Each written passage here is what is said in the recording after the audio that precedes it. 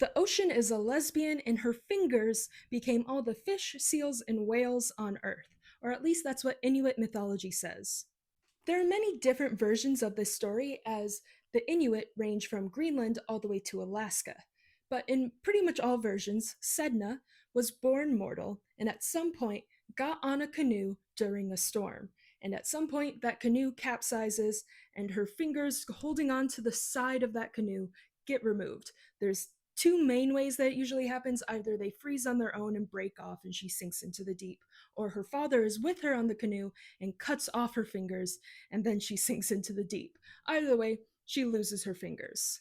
And in all versions, instead of drowning in the ocean, she is transformed into a goddess, the mother of the sea, and her fingers that she lost are transformed into all of the sea creatures on the earth, like all the whales, seals, and fish.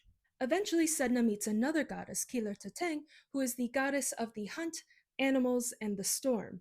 And in some versions, you learn that Kilertateng actually helped guide the storm to send her down into the water because she knew that the ocean would accept her as a goddess.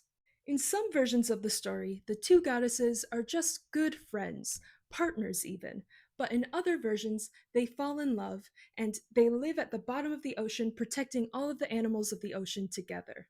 And for some extra queer context, Franz Boas once wrote that he went to a Sedna festival on Baffin Island where the person who portrayed Quillertateng was a man dressed in a woman's costume. Exact quote. And that feels very queer to me. So, what do you think? Queer or just gal pals? Let me know in the comments. Also, this is part of my Pride Month series where I, a queer archaeologist, talk about all things queer throughout the world and throughout cultures through time. So, stick around for more and go through the backlog if you haven't seen the previous videos.